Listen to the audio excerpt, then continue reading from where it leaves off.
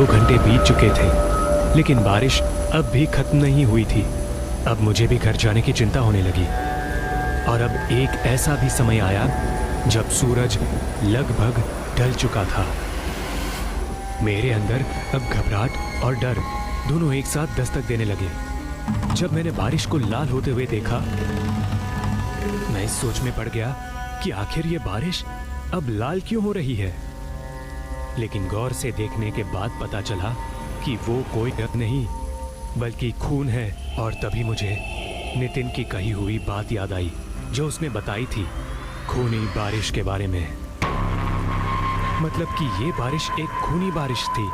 लेकिन आज तक जिंदगी में मैंने कभी भी ऐसी किसी खून की बारिश को ना तो होते हुए देखा और ना ही कभी सुना था। अब तो बदबू भी आने लगी थी। और तभी मुझे दूर खड़ा एक आदमी दिखा जिसने छाता लगा रखा था और एक दीवार को एकटक घूरे जा रहा था।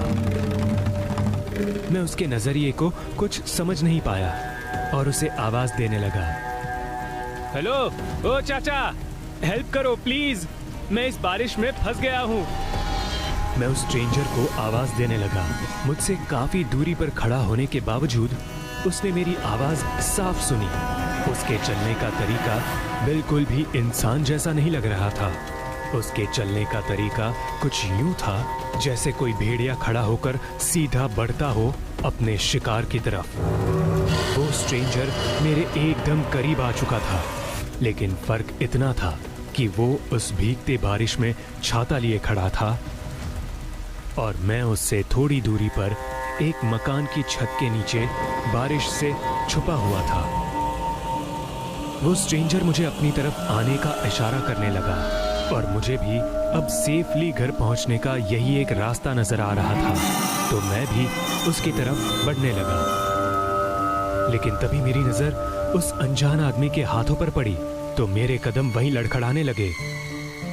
मैंने देखा उस आदमी ने अपने हाथ में खून से लथपथ चाकू पकड़ा हुआ था जो दिखने में बहुत भयानक लग रहा था।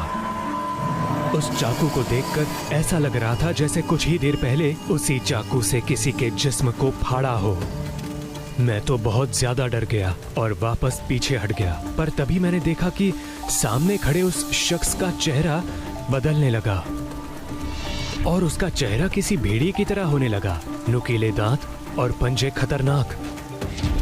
हिम्मत करके मैं वहीं खड़ा रहा और तभी एक बिजली कड़की और वो भेड़िया मानव वहां से गायब हो गया। लेकिन तभी मुझे एक आदमी दिखा जो अभी तक अपनी दुकान में ही था और शायद मेरी तरह वो भी इस खूनी बारिश में फंस चुका था।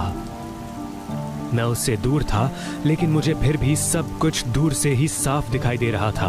वो आदमी अभी जैसे ही पलटा कि वो भेड़िया मानव उनके पीछे अचानक से कहीं से हाजिर हो गया। ये वही था जो कुछ समय पहले मुझे गुमराह करने की साजिश में था।